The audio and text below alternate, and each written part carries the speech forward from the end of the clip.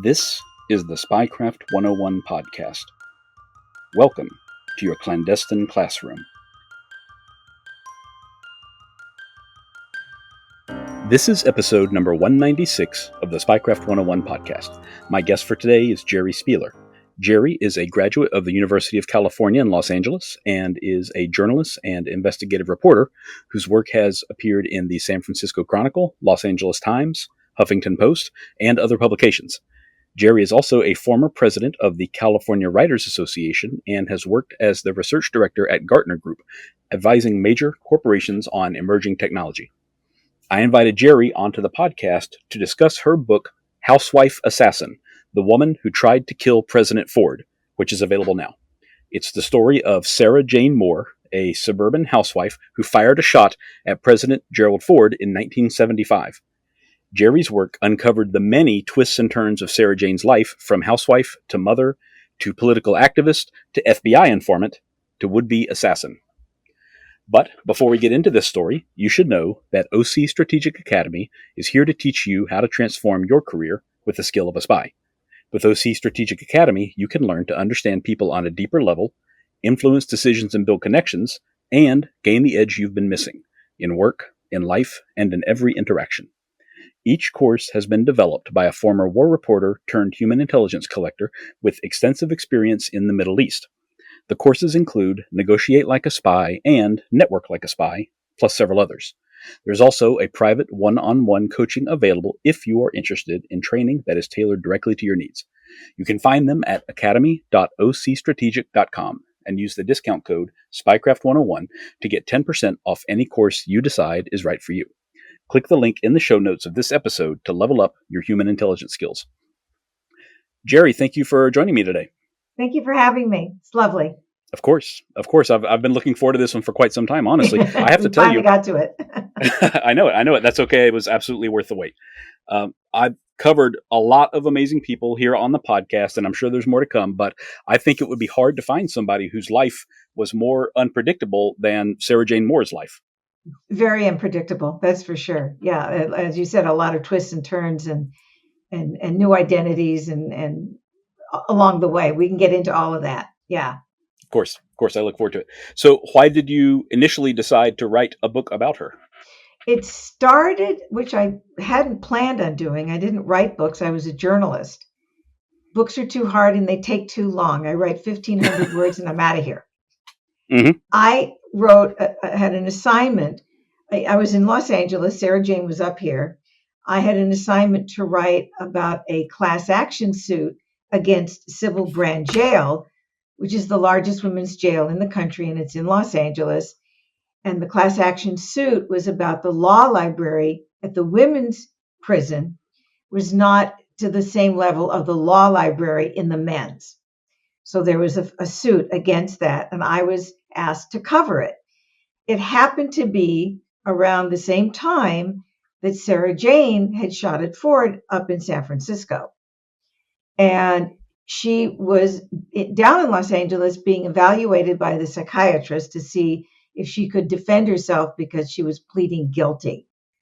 She saw my story about women in prison. And in her mind, she thought, well, if she writes about women in prison, she's obviously sympathetic to women in prison. Well, I write about murderers also. I'm not sympathetic. But she wrote to me at the paper and she said, I know I'm going to be incarcerated in Northern California and I'd like to meet you. Well, I thought, I've never met an assassin before. I wonder what she's like. They weren't part of my life. And so I sent her a note back and I said, yeah, sure. And she said, I'm going to be in San Pedro and I'll be incarcerated in January of 1976 because she had to go through a lot of legal stuff before that. And she put me on her visitors list and I went to see her. And this is a really strange story. I'd never been in a prison before, not personally or professionally. And I was sitting in like a big room, like a big warehouse room. And a woman came out across the room from me in civilian clothes. And I had seen pictures of her, but I didn't really remember. And she looked like somebody who worked there. And she came over to me And she leaned over and she said in this lovely voice, "Are you Geri?" And I said, "Yes." She grabbed my hand and she said, "Thank you for coming. That's so lovely of you." And I thought, are we having lunch? Who are you? You're the woman who tried to kill the president of the United States? That is Sara Jane. She's very, very, very smart. She's charming. She's gracious. Some of her letters had perfect penmanship, perfect grammar. This is not what you think an assassin is like, which is why I say they never saw her coming. And then we will get certainly. to why, of all the organizations and all the groups she was a part of, why it was Sara Jane standing outside the hotel with a gun. Absolutely. Yeah. So I understand that first meeting, I mean, this is 49 years ago at this point. Yeah. That actually led to many years of talks and meetings and that sort of thing, right? Can you talk about how that relationship developed over time? Sure. I had a young son at the time. And at the time, I only knew about her one son. We will get into that later, Frederick, who was with a foster family. And it turns out he was with a wonderful foster family. The kid really lucked out. These people were just fantastic with him. They sent him skiing. They helped him get piano lessons. I mean, they were just so wonderful. But it was a Sara Jane's son. And I understand, you miss your kid. So I agreed to send him Christmas presents and birthday presents on her behalf. And because I felt sorry for him. I don't think I felt sorry for Sara Jane, but I understand a mother. So I continued to do that. I was never her friend. And I made that very clear. And I told her on the first meeting, I'm not here to save you. I'm not your friend. You're interesting. I'm a journalist and you're an interesting person. I will write to you. You can write to me. If I'm local and I moved around the country a lot, as did she, I would visit her. But she had no impact on my life except she was fascinating for the things that she did. Our visits were very topical. Sara Jane would talk about her neighbors and her garden club and her art collection and yada, yada, yada. And that was fine. Like I said, I wasn't there to change her life. I was curious and it was a very casual relationship. She would call me, I would accept her calls. I sent her books because the women at the prison would share books and they had a library, but I'd also send books. And that's how it went on and on and on. And like I said, whatever Sara Jane said was fine. I didn't care. It didn't matter. I didn't research her. I didn't go look up, was that right? Was that wrong? None of that happened until she started nagging me about writing her book. I never intended to write her book. I was not interviewing her for 27 years. We had conversations. And I told her repeatedly, I don't want to write your book. Write your own book. You know your story. Now, I know that a couple publishers had approached her and then they went away. Later, I knew why they went away. Nag, nag, nag. And I said, oh, all right. Let me do some research. And so I did what journalists do in a story. You check the secondary research. Secondary research is what's been printed already. And obviously, there were a million interviews and stories about her worldwide. And so I went to the library. Some of it was on microfilm, microfiche, because this was before things were digitized. This was 1975. And I started realizing a lot of the stuff that she told me just didn't add up. And I also realized, and this will shock you, that everything on the internet isn't accurate. Right? Right. But when I looked at stories in the San Francisco Chronicle, the Los Angeles Times, the New York Times, everything, there was information there that didn't quite connect. Now, when she moved to San Francisco, this is obviously before a lot of this happened. She did march with Cesar Chavez and the grape strike, and she was walking with Father Bill O'Donnell, who is a Catholic priest at a Berkeley church called St. Joseph of the Worker. And that was in the article. And I thought, maybe he talked to me about her. And I obviously nothing, personal. And I wrote to him and I called him and he said, sure, I'd be happy to talk to you about Sara Jane. Obviously, there's nothing that, I'm not going to tell you anything that was privileged, but we just had a casual conversation. He wrote to Sara Jane and said, I'm glad to hear that you're going to be actually writing your book now. I think that's a really good idea. She called me on the phone and she was furious with me.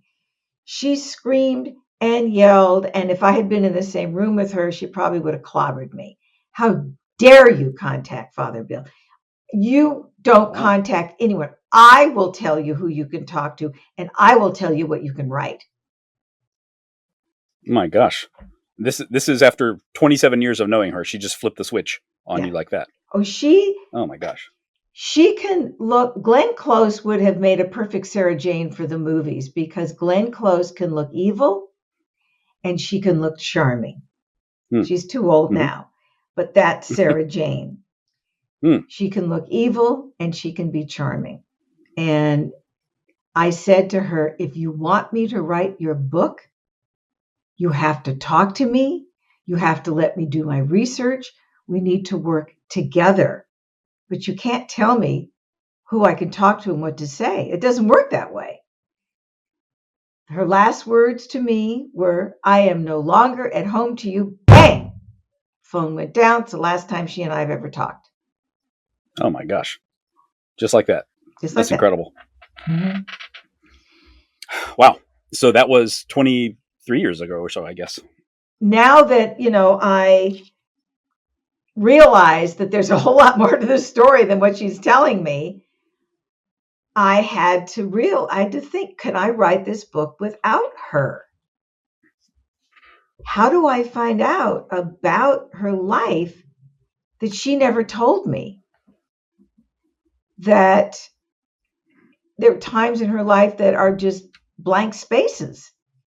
Only she knows about that period of time. And I had to think about that. Of course, by now, after reading all this stuff and having her yell at me, my curiosity was really piqued. And I had talked to my husband and I said, is it possible I could write her book without her help? And my husband, Rick, is wonderful. And he said, Geri, if anybody can do it, you can. So I went back to the library and I made lists of all the people that were quoted in these articles. The FBI, the Secret Service, the San Francisco police. I went on to classmates because I knew when she graduated high school and I knew when she went to college, but mostly high school in Charleston, West Virginia. And I went in as Sara Jane. And then I told people, I'm not Sara Jane. I'm Geri Spieler. I'm writing a book about her. Will you talk to me? Because these are people she grew up with and her siblings all there. And I never got any hate mail. And I got notices from other people who did talk to me. And I got one wonderful letter from Irene McCullum, who still lived in Charleston, West Virginia, who knew Sara Jane, who was in school with her and knew all her friends. And this was in June. And she said, in September, we are having a high school reunion 3 different years, the year before Sara Jane graduated, her year, and the year after in Charleston. She said, come.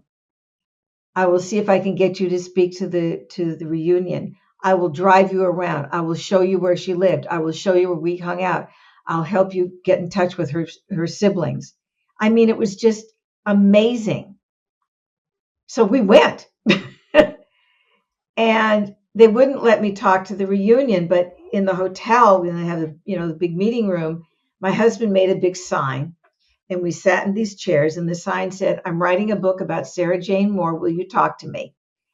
The people came out from the meeting, and we were flooded with her neighbors, with her piano teachers, with her ballet classes, with everything about her life growing up in Charleston, West Virginia at that time. This was just fantastic information that I never would have had from her, obviously. Mm-hmm. Her parents were dead, but her siblings were still alive. No, her sister was gone, I think. And I got in touch with them, her brother Skip, her brother Dana, and her brother Sid. Skip said, "I will be the family spokesman, so you can talk to me." I went to the courthouse and looked up the death certificates of her father and her mother. And Skip gave me all of that intimate family experience and growing up. And her neighbor, Bob Turkelson, who lived down the street, who told me about her parents. Her parents were like the family on the block that everybody went to. All the kids would go there. If anything happened, they would go see Ruth. Ruth was the block mother. And also, I talked to her kids later on in the book. As you know, she abandoned her children to her family. Mm-hmm. And I talked to Christopher, who was the youngest, about being abandoned by their mother and growing up in the grandmother's house, who was ultra religious and very, very strict, and how that was very hard on them. But this information was really what made the book so much more interesting than just the politics.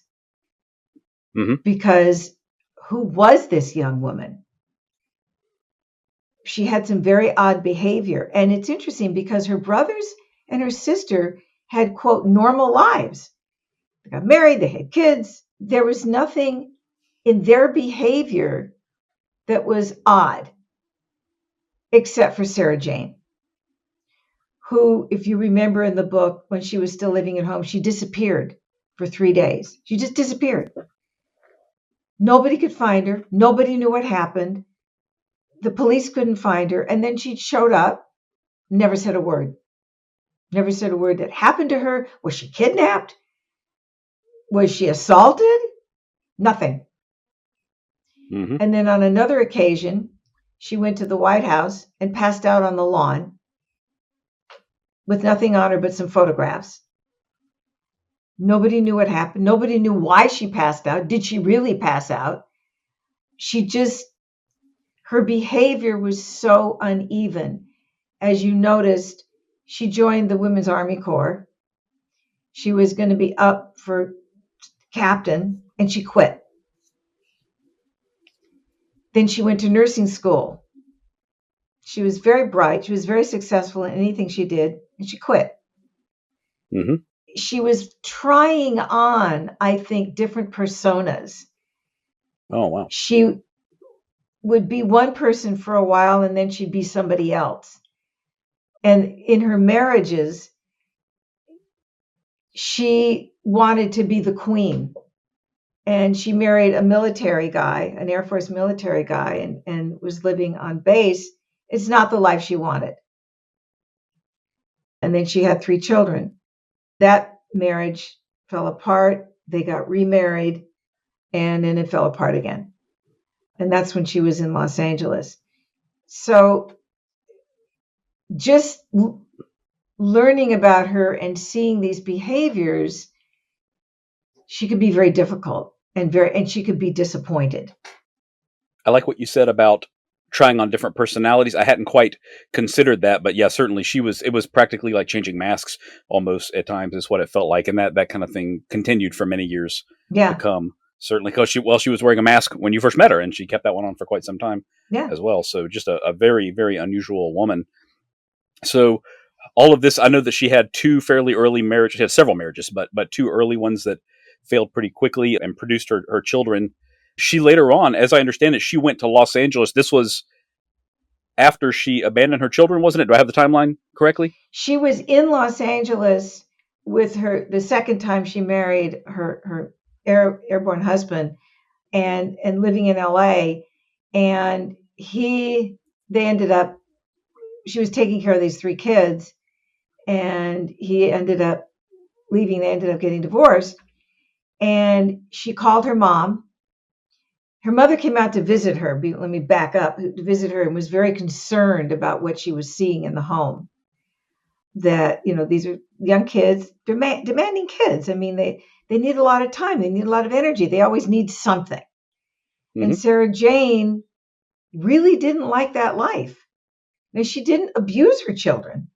She took care of them at the basic level. And her mother was very concerned. And mother went back to Charleston. And Sara Jane wrote and said, "I need to come home for a little while." And of course, Ruth said, "Of course, come." So at that time, you could send kids parcel post. Christopher was like 9 months old or something. And Sid was his older brother, and Janet was the middle sister. She put the kids on the plane without her. Her brother Dana went to the airport to pick them up. Everybody comes off the plane, one after the other. No Sara Jane, no kids. Then she sees what we used to call stewardesses coming down the stairs, holding Christopher, and Sid holding Janet's hand, walking down the stairs, and no Sara Jane. She abandoned her kids, at least to her mother. Mm-hmm. Didn't leave them on the street corner. And they couldn't find her. They called. The phone was disconnected. They called the police. Nobody could find her. They called Sid. "Do you know where your wife is?" He said, "I don't know, and I don't have time to go looking for her." This went on, for over a month, and they tried to sue her for abandoning your children, but they couldn't find her. She disappeared. What she did is she got a job in LA at RKO Studios, changed her name to, I don't know what she was using then, and met John Alberg, who was an Oscar-winning sound designer for RKO Studios. And she was very charming, and she was attractive. And she played herself as this young Southern belle, virginal. And she said in a letter, I quote, "John and I had a lot in common. Neither of us has any family." Oh my gosh. That was Sara Jane's new persona, Southern girl. They got married, and she got pregnant with her last child, Frederick.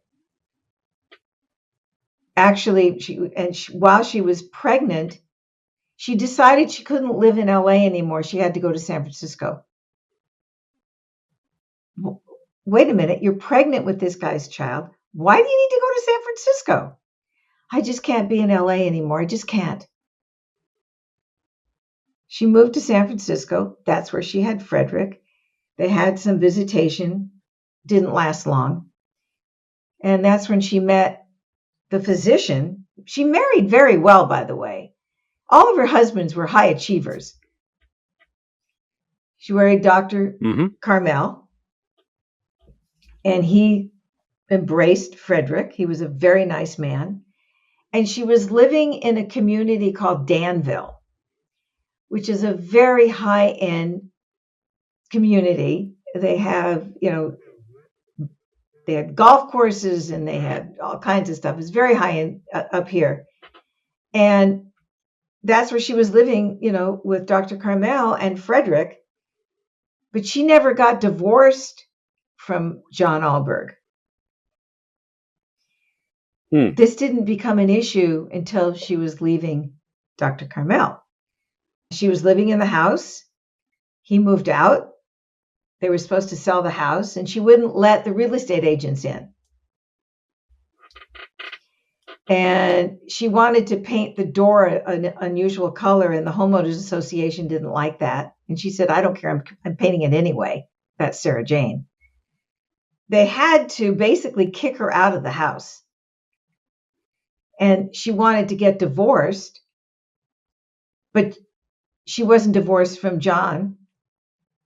And so she never got anything because of their marriage was then annulled.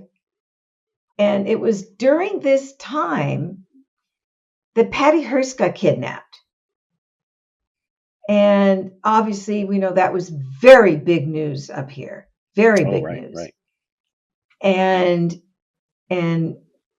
her father, Hearst, Randolph Hearst, was the Symbionese Liberation Army said, if you want to get your daughter back, you have to feed the hungry. So he took over a big warehouse in China Basin and got food donated from all over. And everybody wanted to be part of this activity to get Patty home. The church ladies, the Black Panthers, everybody in between was working at this big warehouse to get the food in and distributed by trucks all over California. And Sara Jane was watching the news. This is what she quoted to me. And she's at home and she's watching the news and she's seeing all this activity at China Basin to get Patty home. And she's watching this and she hears Randolph Hearst plead for his daughter to get her home. And everybody's doing what they can. And she said, I want to be a part of that. So she drove down from Danville to San Francisco and walked in to the chamber there. And her quote was, God sent me. And she'd had experience of being a bookkeeper. And any organization loves bookkeepers. So she got a job there, volunteer job as a bookkeeper. And she talked to everybody. She would wander throughout the whole facility and chat people up. She talked to the Black Panthers. She talked to the church ladies. She talked to everybody in between. Now, during this time, obviously the FBI is involved with this. And they see Sara Jane chatting up Popeye Jackson, who was a major activist in the Black Panthers in San Francisco. Everybody knew Popeye. Popeye knew everybody. And she's chatting him up. She's talking to everybody. And the FBI is noticing this. They're going, who is that lady in the preppy little coat? Middle-aged lady who looks like your neighbor. She doesn't look like an activist. She's very proper. And that's when she comes to the attention of the FBI. And did they see her just as like an access informant or something because she could talk up anyone? Yeah. And everybody talked to her because she was non-threatening. She was the garden lady. You know, she didn't look like a radical. And she loved talking to everybody. And she felt very important because, after all, I am the bookkeeper here. She had her own little office. So the FBI decides that maybe, she could be helpful in bridging the conversations to get back to, the FBI about who's saying this and who's doing what, and can she help us? So they ask her to meet them in a car on a corner. They're not going to do it at the facility because they don't want anybody to see this. If she becomes a paid informant, they don't want them to know that she's a paid informant for the FBI. So they give her these instructions. And at that certain time, on this certain date, she goes down and there's this green car and there's a guy in the front seat and a guy in the back seat. And they tell her to get in the back. And they're talking to her and saying, our country is at threat. The Red Chinese are trying to take over the United States. And we need somebody. You need to help us. You need to do this for your country. And she's loving it. Oh my God. I'm going to be an informant for the FBI. How cool is that? So they didn't give her, according to Sara Jane, she didn't get all the training she should have gotten. I don't know. When I talked to the FBI, they said, yeah, she got some training, but she was a lighter weight informant for this. They wanted to know what the people were saying.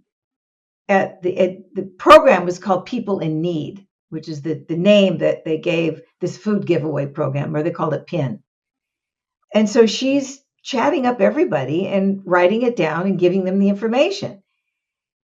And they're also telling her, we want you to go to some meetings of some of these organizations. We want you to go in and get a list of the people who are there. So she went to these various political group meetings. And then what she was supposed to do was to write it up and stick it in near the FBI building in San Francisco and give them the information. And then she had a phone number she would call from a payphone back then and report in. And she got them some information. According to the sources that I interviewed, she wasn't the best informant in the world, but she did get some information, and she got books and names of people and things like that. I think there's more detail of that in the book. But she also really liked the other side, the political people that she was informing on. They made her feel very important. And so later, she started becoming a double agent. She called it doubling, where she was reporting to the FBI on the radicals and telling the radicals about the FBI. Oh my gosh. She's playing a very dangerous game here. Yeah. But she kept it to herself. One of the big problems that happened at the People in Need is that they were concerned that they were getting notices of bills that hadn't been paid, and they didn't understand, because that was Sara Jane's job to take care of all of that. So before she went to work one day, they went into her office and they opened a drawer, and there were bills unopened in the drawer that she never paid. She never took care of all the things she was supposed to take care of for them. And they were like, oh my God, this is a disaster. So when she showed up, they basically said, you're out of here. What are you doing? What are you doing? This is my job. How dare you go into my desk? How dare you do this? They said, you haven't paid any bills. What are you doing?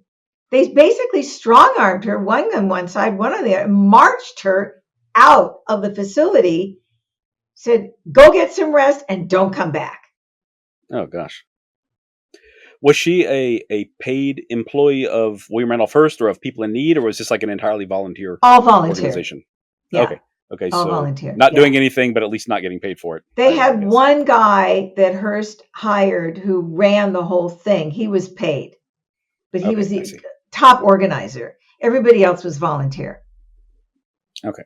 Yeah. Okay. No surprise that her, web of lies fell apart. Yeah. Again, there once people started looking into it. Yeah. I mean, it was, and Sara Jane has like 140 IQ. She's brilliant. It's not that she couldn't do it.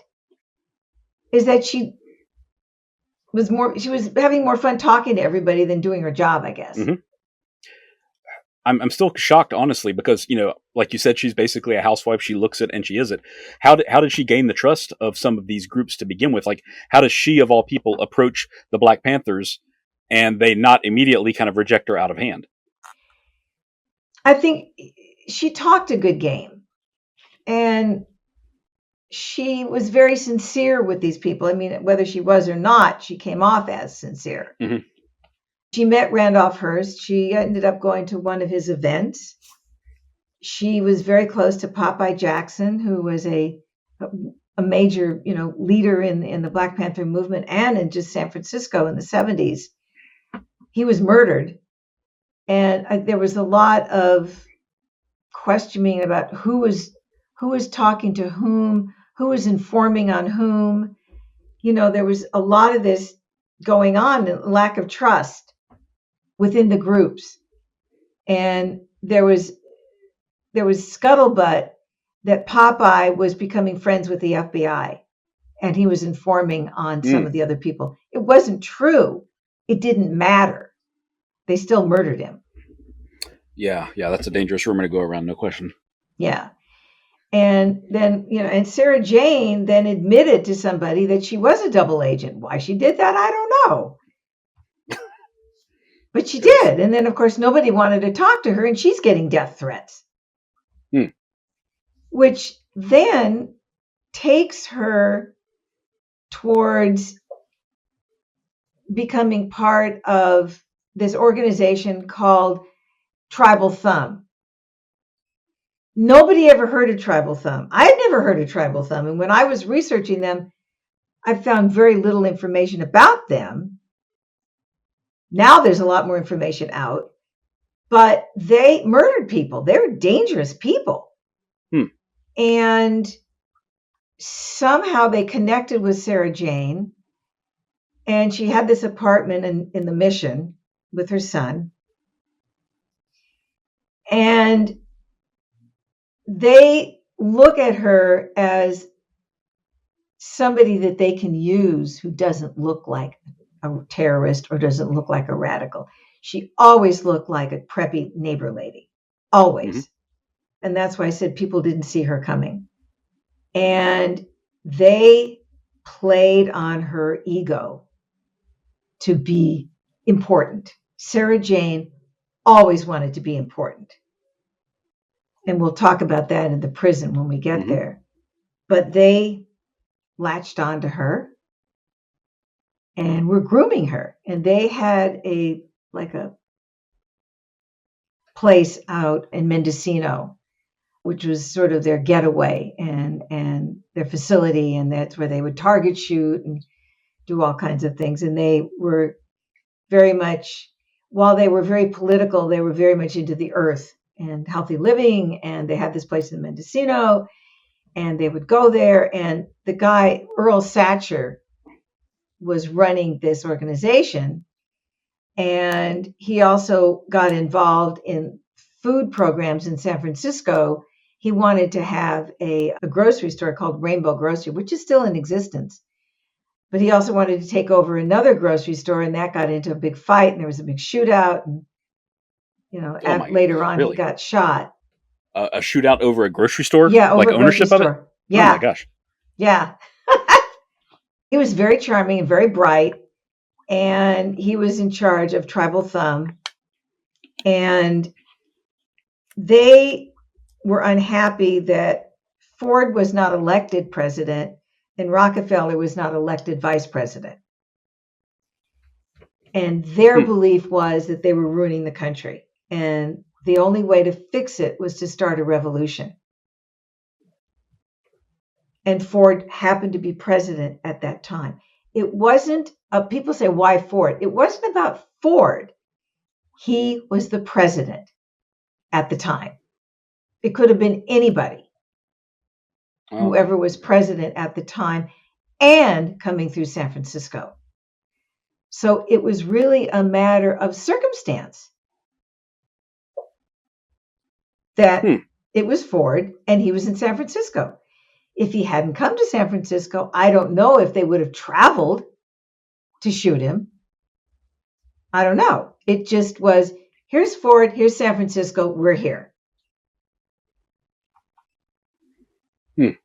So you mentioned, Geri, that the Tribal Thumb, they were already willing to kill people at that point. So I assume they have some, sort of like killers on call. And yet it's Sara Jane that takes the shot at Ford. Because she blends into the crowd. Oh, yeah. Now, at that time, the Secret Service profile of a potential assassin is a man between 20 and 30 years old, foreign born, a loner, and delusions of grandeur. That's who they were looking for in the crowd. Not Sara Jane in her little preppy coat and her little purse and her curly brown hair.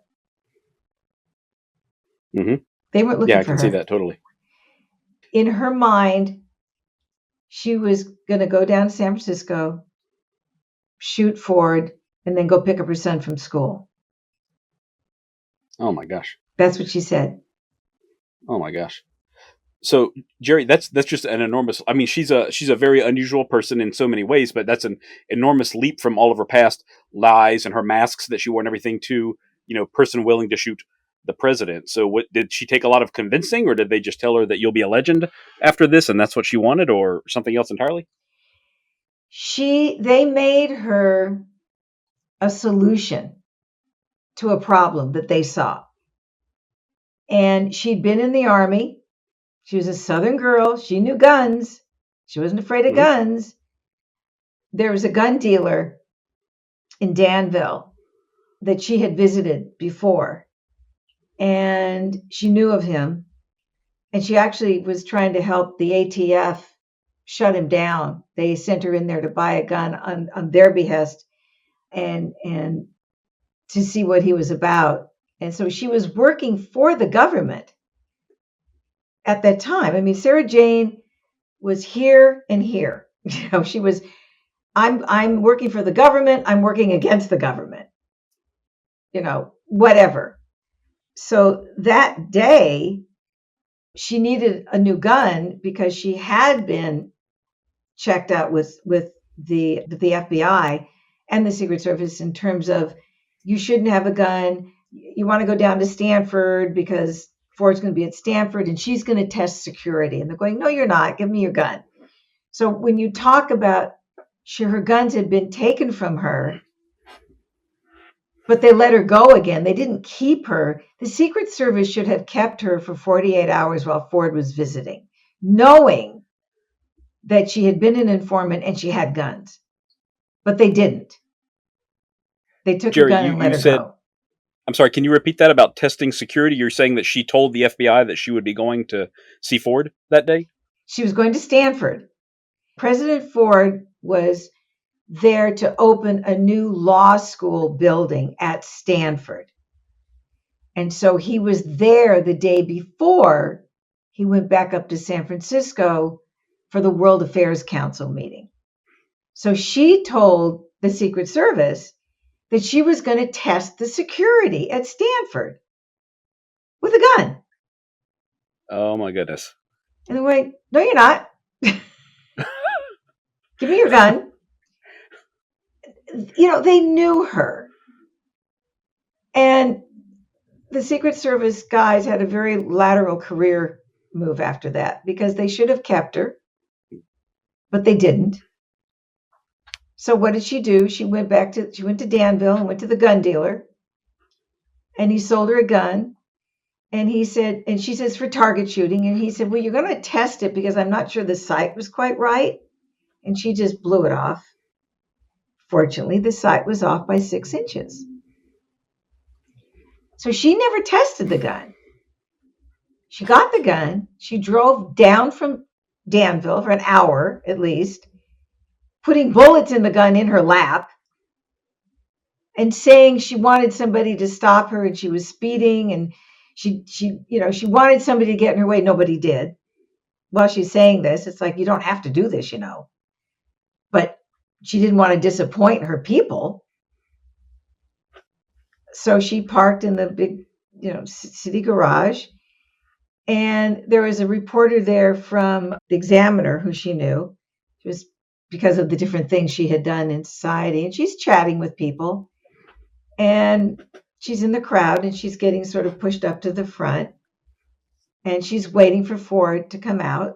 And some other guy came out and she looked, that wasn't him. Ford came out. According to her, he was looking right at her. She pulled the gun out of her purse, aimed, missed his head by 6 inches. My gosh. Only because the sight was off. She went to correct, and that's when Oliver Sipple, a Marine, was standing near her and grabbed her arm on the second shot.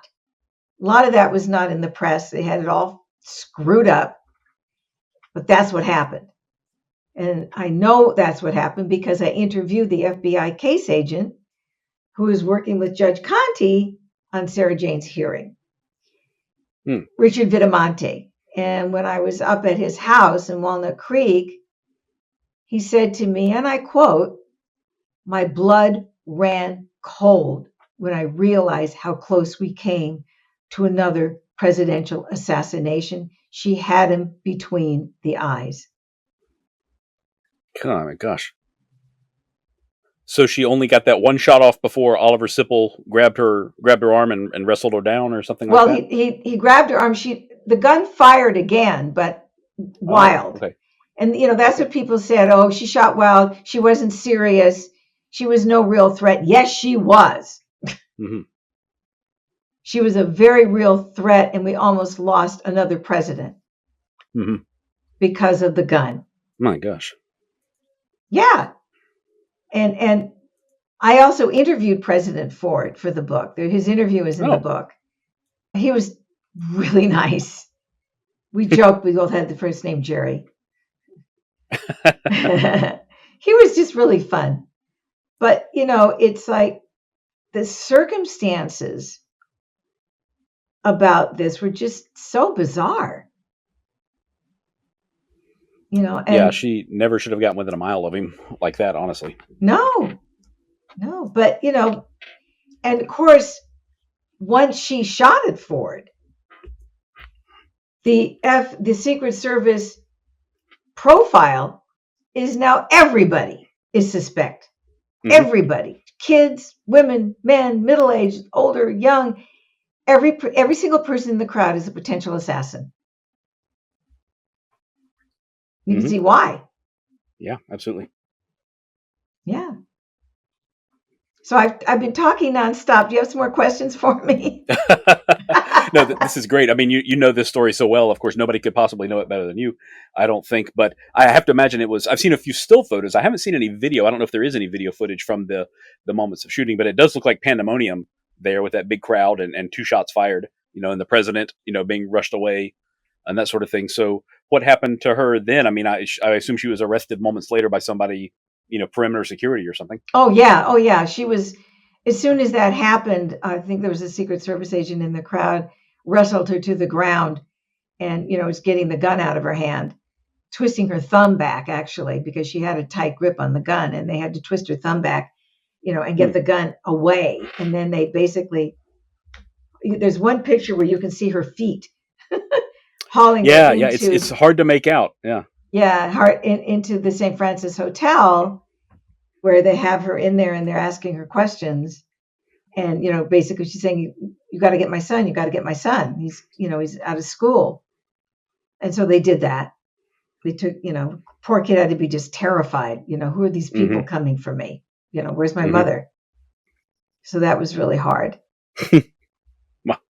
It's not what you expect an assassin to say immediately after being caught is, somebody pick up my son from school. Right. So I understand that she ended up pleading guilty. She did plead guilty. She said, I did it.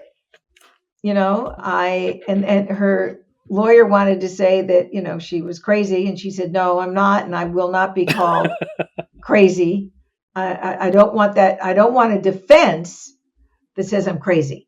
So I'm pleading guilty.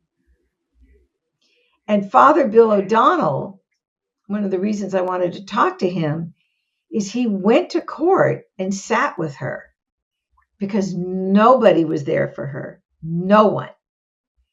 And he said, you shouldn't be alone. I will sit with you for your hearing. Quite a guy. He'd been arrested a lot. He was a radical. Great guy. He was, he was very confirmed in his beliefs. And he said she shouldn't be sitting alone because there was nobody there for her. Nobody liked her. She didn't have any friends. Oh my gosh, yeah. Yeah, and she had a way of pushing everybody away. Pardon me? Mm-hmm. Yeah, she had a way of pushing everyone away, certainly. Oh yeah. Yeah. You were with her or you were against her, and she had so many different personalities that, and she did a lot of people in. I mean, when she was telling this, she was spying on the FBI and spying for the FBI. So nobody trusted her. Burn a lot of bridges, certainly.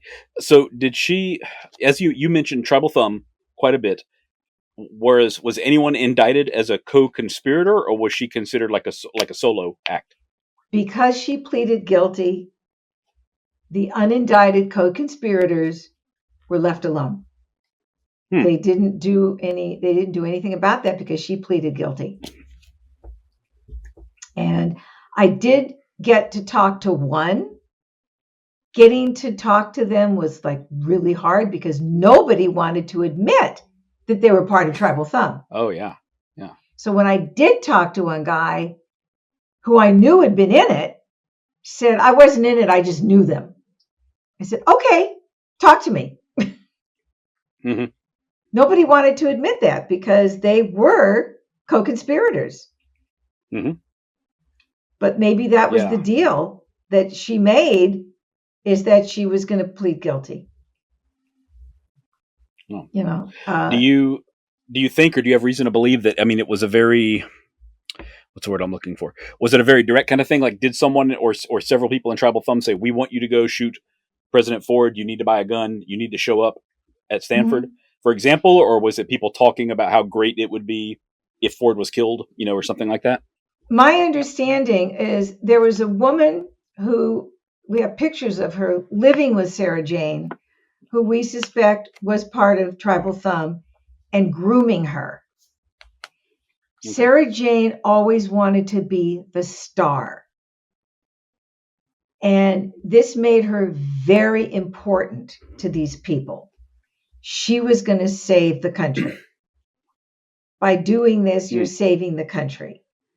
And that played right into her, that she was going to be the queen. She was going to be the one to do this. And it played right into her. Mm-hmm. Man, they could read her like a book. Yeah. One of the, wow. And then I guess the next part we can talk about her prison years, which are also interesting. But her trajectory to leads her to shoot is because of this organization they knew her, they played into her. And she was then the most important person in the club. Mm-hmm. Yeah. Do you think that she fully understood at the time that she pled guilty just how many years she was facing and how many years she ultimately would spend in prison? I think she knew, being a smart woman, I think she knew enough that she was going to be there for a while. Mm-hmm. Now, the sentencing rules changed. Before 1987, life was 30 years. After 1987, life was life. Okay. So she was sentenced in 75, 76. Life was 30 years. And she served 32 because at one point while she was in prison, she escaped for a couple of hours. They found her again. And so she had 2 years tacked onto her sentence, and she was released in 2007. She was in a lot of trouble for the first, I think, 7, 8 years of her sentence. She was in, confinement. She was in by herself. She was getting into a lot of trouble. And then she figured out, I better straighten up because otherwise I'm not going to be able to get out. And so then she started playing by the rules. And this prison system has a lot of jobs that they do. And they do a lot of the checks for the government. They write checks in the prison. And she taught herself how to use a program called SAP, which is a logistics program. It's very hard to understand. Nobody trained her. She trained herself. She's that smart. And she ran the prison system using SAP. Oh, wow. Yeah, wow. That was her job. Yeah. So, I mean, it's such a waste because she could have done such wonderful things in this world because she's so smart and so talented. Yeah, I mean, she seemed like she set goals, and in many cases she accomplished them, at least for a while. Mm-hmm. Yes. Well, so released in 2007. That is, what is that, 18 years ago now? So Yeah. what does she do afterwards? Does she have notoriety after her release from prison? I don't know how much notoriety she had. I know that she's very clever, and she got married again after prison to a man, Chase, who lived in a very upscale retirement community in South Carolina. But I want to talk Oh about my her gosh. years in prison Yes, absolutely. and how she get along and didn't get along. She sued the prison several times and won because they weren't locking the women's cells, and stuff was being taken from other people, and she said that's not okay. And she won, and she got them to be, you could lock your cell and keep your stuff safe. The other thing, this was really funny. I'm Jewish. Sara Jane knows I'm Jewish.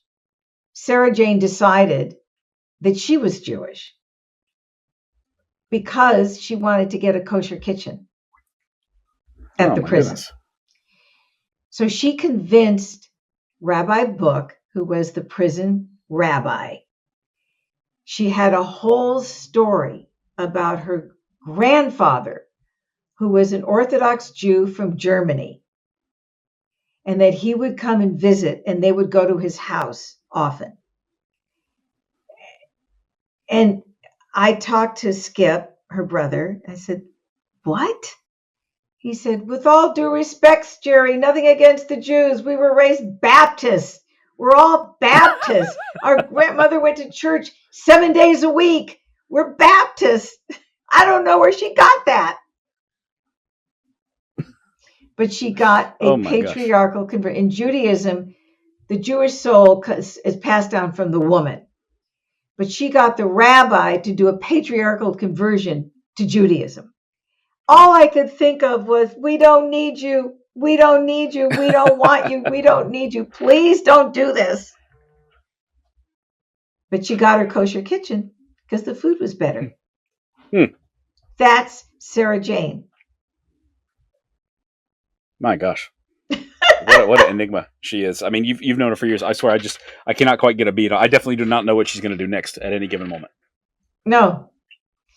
It was this whole, she wanted me to send her books on how to keep kosher, and it's like, oh, we don't need this. No. Really, we don't need you. So do you think that she kind of thrived in there? I mean, it sounds like she got her way on a number of occasions, or was it misery for her to be living in kind of anonymity after a few years? Didn't seem to be. She moved around to different prisons. She was in Alderson. This is a sad story. She was in Alderson, Virginia. Was it West Virginia? And her daughter, Janet, learned that, she was now close. And she told Skip and Dana, I'm going to go see her.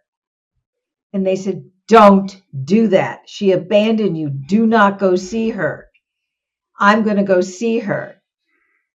She went to the prison, said, I'm Sara Jane's daughter. I'd like to see her. The guard said, just a moment, please.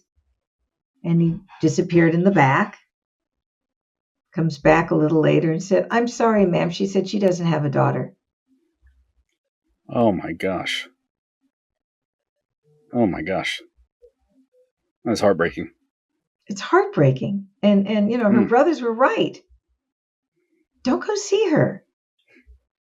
So she gets out, and she's married this man, Chase, and he dies. She buried him and took a lot of his stuff and his art that belonged to the family, and they had to sue her to get the art back. And then I got a call or an email from a man in Nashville, Tennessee. And he says, I think my father-in-law is corresponding with Sara Jane Moore. And Sara Jane went on a dating website called Silver Singles and connected with this lovely man who was on the same site, and they were corresponding and talking. And this man, wrote to me and he said, I think it's Sara Jane. I said, well, why do you think so? And da da da da da. I said, well, could be her. Yeah, it turns out it was. She had a thing going with this older man on silver singles. So Wow.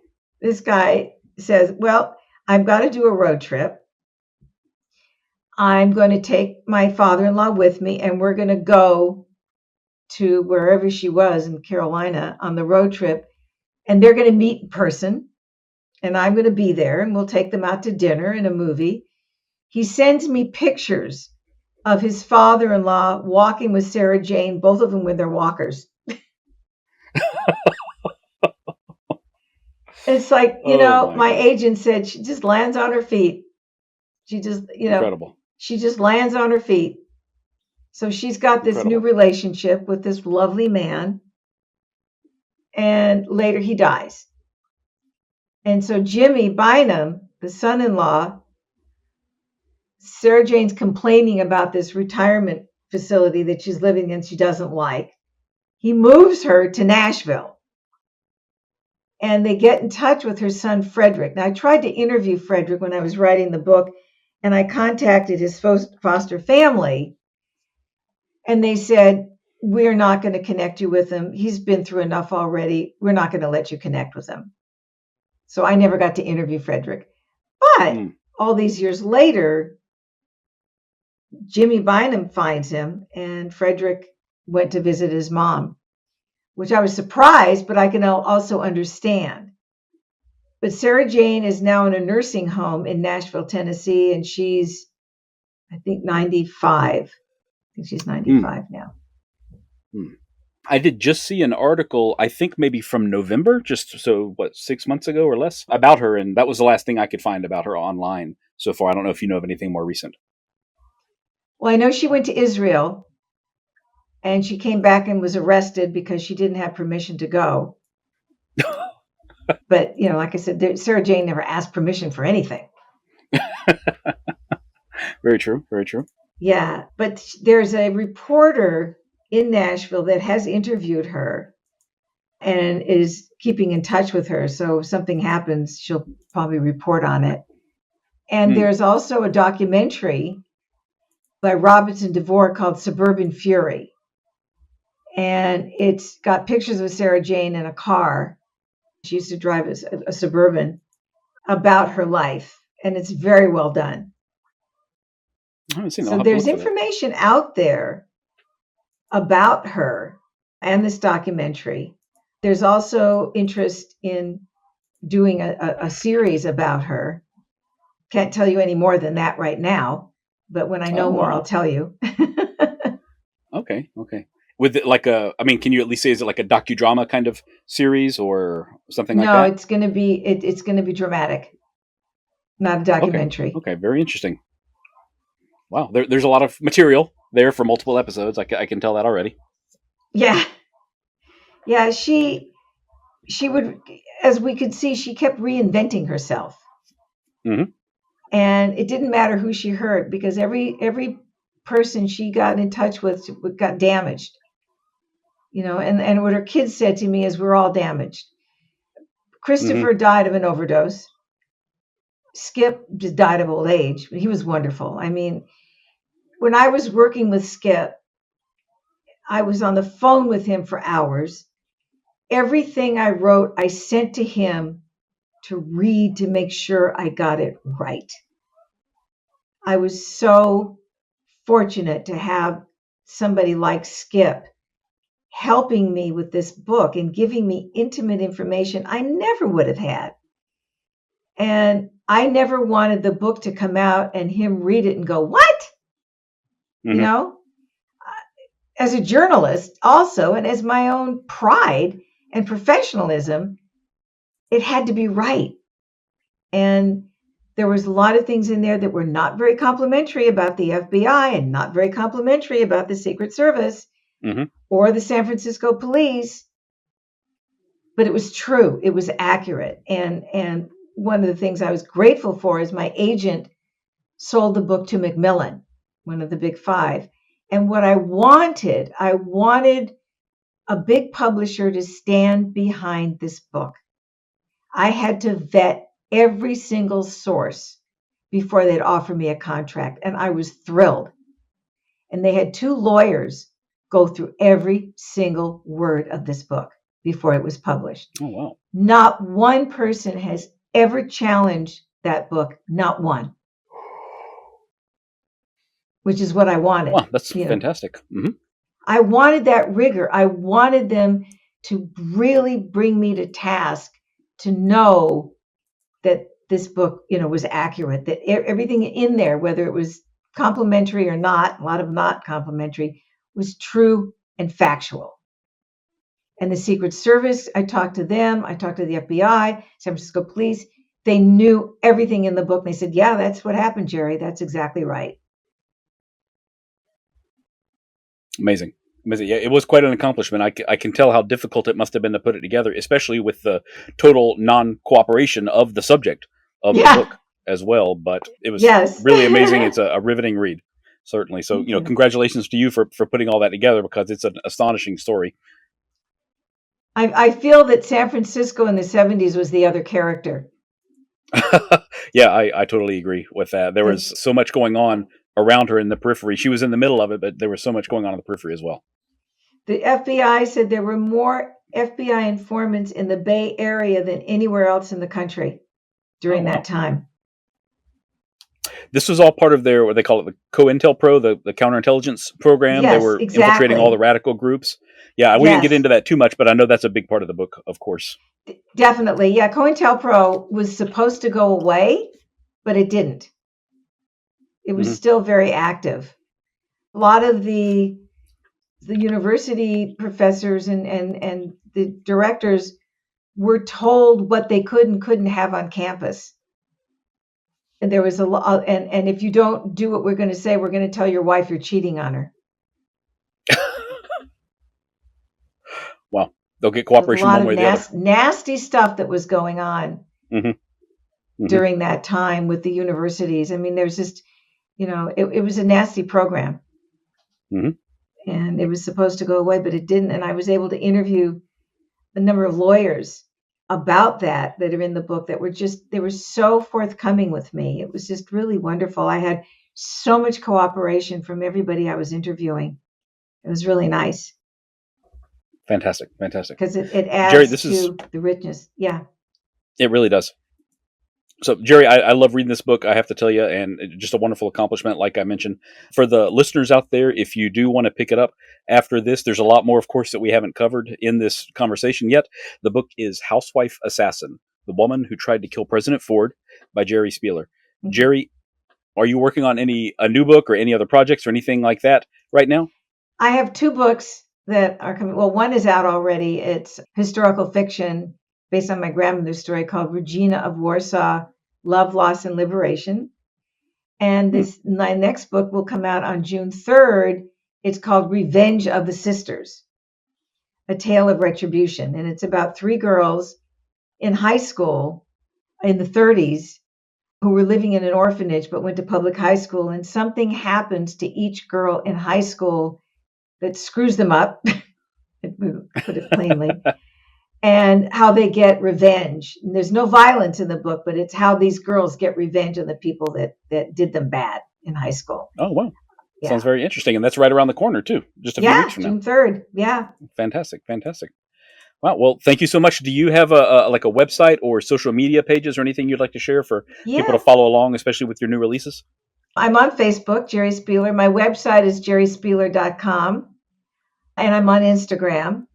I think that's all the social media that I'm out. Okay. Okay, that's plenty. Believe me, there's too much social media these days, honestly. Yes. Well, fantastic. So we will link those up in the show notes for everyone. Geri, I really appreciate your time today. This really is an extraordinary story, and it's so great that you were so close to it, but able to write about it so impartially as well, which is, that was a really wonderful bonus on top of everything else, I think. Thank you so much. Absolutely. I really appreciate your time. Take care. Thank you. Bye. If you're interested in more of Spycraft 101, look for my page on Instagram at Spycraft 101.